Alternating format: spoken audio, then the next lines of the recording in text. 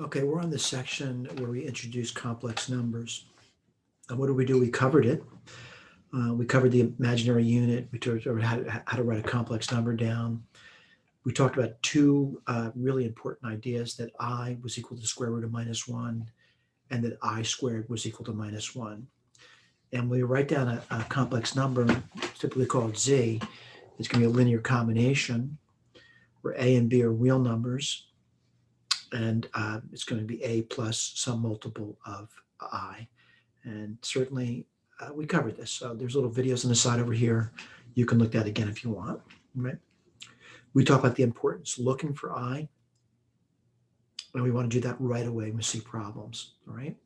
So we talk about operation of complex numbers as well: additions, subtractions, multiplications, and divisions. Okay.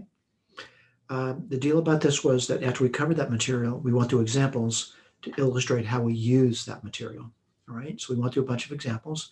Again, in the sides are little embedded videos for those students that find that helpful. I recommend you watch those embedded videos. Again, if you don't find that helpful, don't watch those. Here's the deal though. You got to master this material. All right. So this is stuff we've done in class. And then what we do is we hopefully that you studied the material at this point, you've relooked at the examples that we presented to you, and that you're ready to go off on your own and do the homework now. All right. That's in addition to doing the WebAssign. Now I would do this homework before you do the WebAssign. All right. So we're in section 23.4. I'm going to switch over to the whiteboard now. Just give me 1 second. And I got to get my whiteboard open.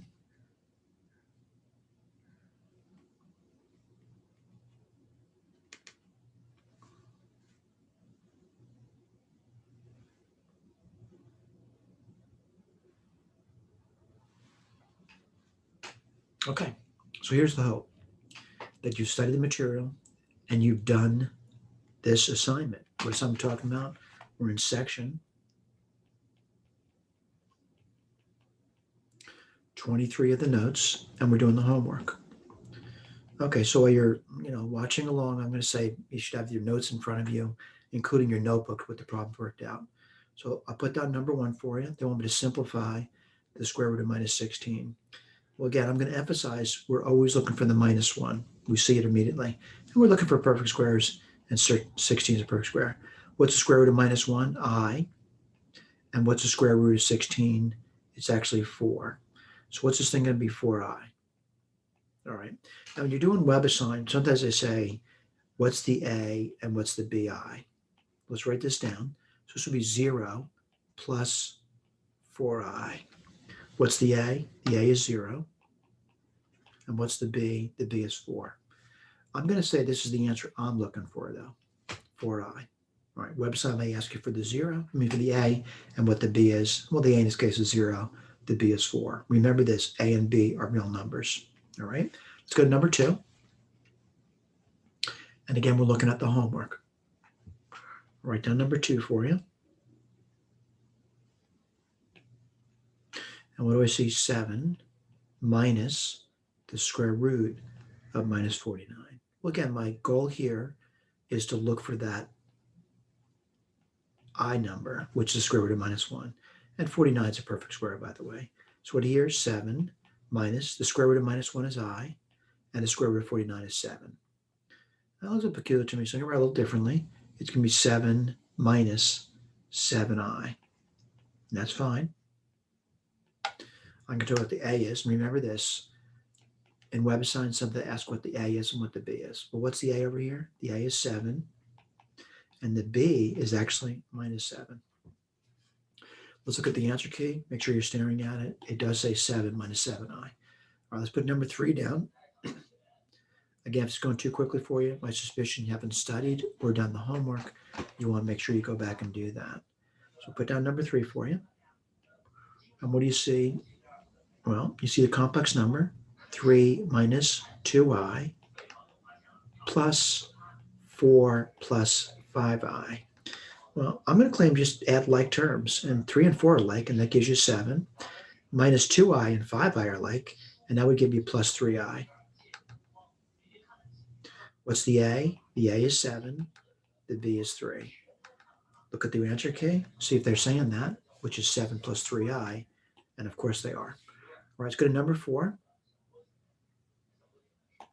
Again, this is going too quickly for you, and you've done the homework, and you've studied the notes. Come back at the end of the week where I'll publish this, and you can watch it at your convenience as slow as you like.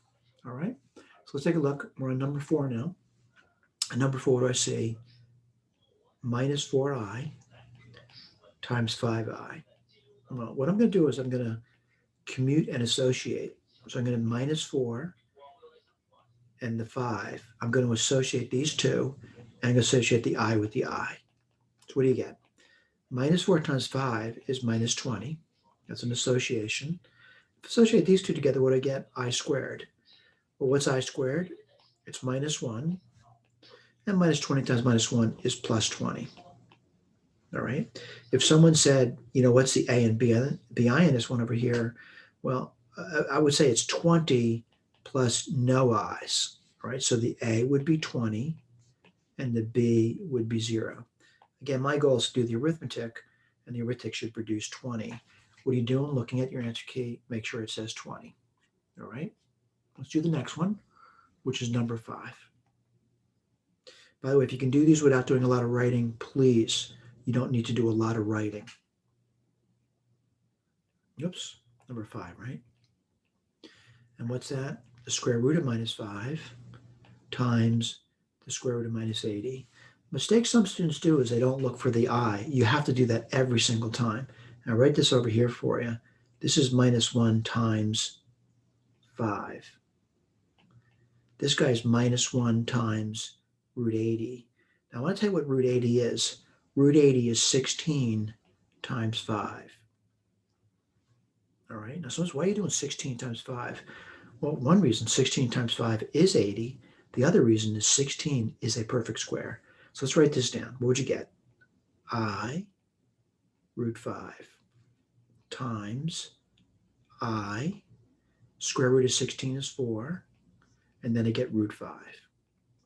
All right, let's keep going.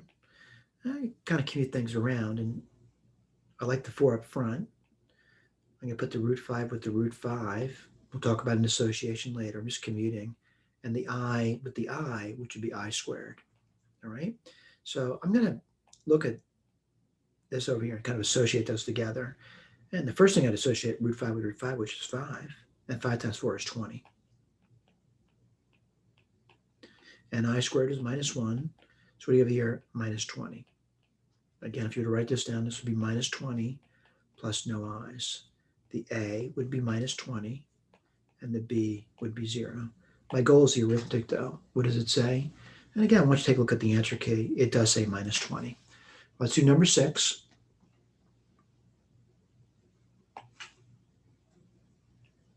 And number 6, students often write a wrong answer down, but they do it quickly.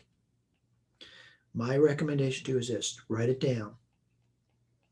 Write what down? It's a square, which means it's down twice. Distributive property of multiplication. 3 times 3 is 9. 3 times minus 4i is 12i. Minus 4i times 3 is minus 12i. Minus 4 times minus 4 is plus 16. And I times I is I squared. Let's keep going. 9 minus 24i, combining like terms. Now I squared is minus 1, so that's minus 16. 9 minus 16 is minus 7 minus 24i. We'll look at the key later. The A is minus 7, and the B is minus 24. All right, let's look at the key. Mistakes happen. And let's see if we got the right answer. So minus 7 minus 24i. Let's keep going. I'm going to do number 7 now. Again, we're just practicing the material that we were taught in class. This is a multiplication problem. It's 2 minus 3i and 5 plus 2i. 2 times 5 is 10, plus 4i, minus 15i. I'm using the distributive property of multiplication, minus 6i squared. Let's keep going. 10 minus 11i. Now let's see, I squared is minus 1, so it's going to be plus 6 now. What do you get? 16 minus 11i. What's the A? The A is 16, and the B is minus 11. Let's take a look at it. Look at what I mean by that. Look at the K, and I'm seeing 16 minus 11i. I feel comfortable with that. Let me go to number 8. And number 8 is a division problem. I want to again emphasize our goal is to write the numbers A plus BI. All right, and that's just not in that form. What we're going to recommend, and again, there's some variances over here, is to multiply the top and bottom by something that sort of like makes the bottom a nice whole number. And I'm going to claim I'm going to multiply the top and the bottom by minus I. Again, you might say, I'm going to try something different. Well, we'd encourage it. Try something different. What do you get over there? Well, on top, you get minus 2i. What do you get on bottom? Minus 3i squared. Well, this is minus 2i. And on bottom, you should realize that I squared is minus 1, and minus 3 times minus 1 is plus 3. So I think I'm ready to write the answer down. And what's the answer going to be? Minus 2/3 of an I. If you want to write it down in that, the A plus BI, it would be 0 minus 2/3 of an I. I prefer this answer over here. Again, web assigned sometimes says, what's the A? The A is 0. What's the B? Minus 2/3. Let's look at the key, though, see if we got the right answer. What is it going to be? Minus 2/3 of an I. All right, let's keep going. We'll go to number 9. And number 9 is 2 plus 5i over minus 3i. Well, again, our goal is to write an A plus BI, where A and B could be a real number. Or, not that could be our real number. So I'm going to multiply top and bottom by I this time. And let's see what happens. On the bottom, you would get minus 3i squared. On top, you would get 2i plus 5i squared. What do you get in the bottom? Minus 3 times minus 1, because I squared is minus 1, would give you 3. On top, what do you get? Well, 5i squared is 5 times minus 1, which is minus 5 plus 2i. I'm going to split into two terms.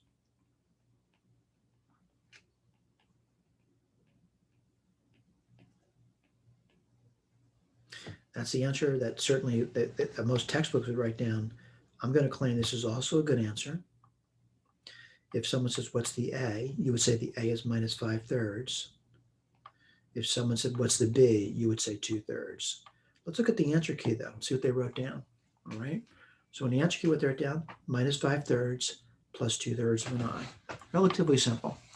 Let's go to number 10. And number 10 is 6. On the bottom, you get 5 plus 2i. Well, what we need to do is we need to multiply the bottom by something that gets rid of that I. And what we're going to do is multiply by the conjugate.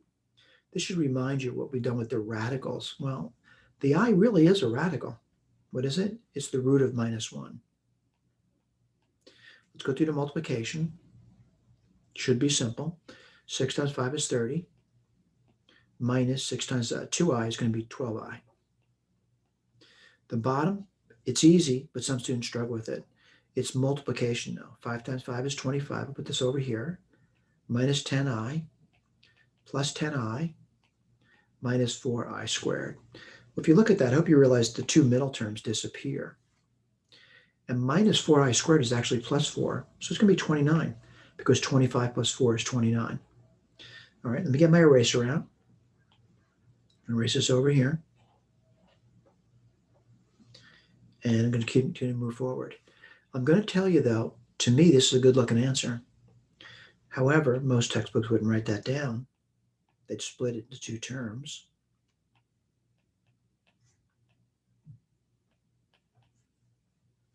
A is 30 over 29, and the B is minus 12 over 29.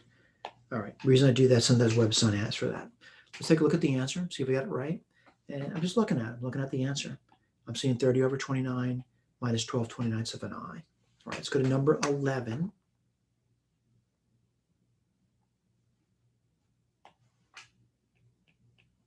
And number 11 is 3 minus 4i and 3 plus 4i. And what we're going to do is simplify that by multiplying the top and the bottom by the bottom's conjugate. All right, certainly more involved. I'll write it down for you. 3 times 3, we're doing the bottom, is 9 minus 12i plus 12i. We're using the distributive property of multiplication, minus 16i squared. On top, what do you get? 9 minus 12i minus 12i plus 16i squared. Let's keep going. I want to point out I squared is minus 1. So if you're looking at the top, you're looking at this, you're looking at this. That would be 9 minus 16. What's 9 minus 16? Minus 7. And then what do you get? Minus 24i. Let's go to the bottom. What do you get? Well, again, I want to point out what you're looking at, 9. And this would be plus 16, which would be 25. And what happens to those two internal terms there? They disappear. So I'm going to, write it differently. Minus 7 over 25 minus 24 over 25i. I want to claim, though, this is also a good answer to me. All right, let's look at the answer key. By the way, maybe I should write this down for you. The A is minus 7 over 25, and the B is minus 24 over 25. Again, we'll look at the answer key, see what they've written down. All right, and this is important that we verify that what we've written down is correct. Yep, we did a great job. All right, let me get rid of this whiteboard now, and I'm going to go back to another share.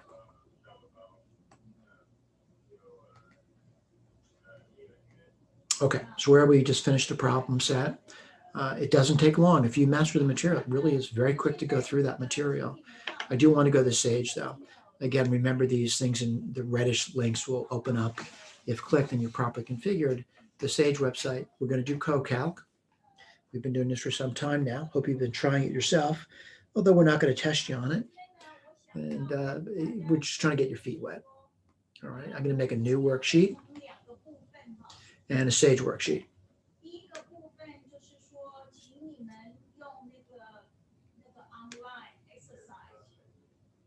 It's taking time to load. This is why having it installed on your machine is better, because your machine is going to be a lot faster than a web-based application, depending on someone else's machine. So reset. We've been doing this for some time. Remember, shift return. I'm going to do the square root of minus 1. We know that to be I, but I'm wondering if Sage can do it. Remember, shift return. And what is return? Uppercase I. That seems strange to me, uppercase I, but that's what they say. Square root minus 75. I think you get the idea. What are we going to get over here? Well, I know what we're going to get, but let's see what Sage says. Well, it says 5 square root of minus 3. That's weird. I wasn't expecting that. So I'm going to go this code over here, and I'm going to copy it. We'll talk about it in a second.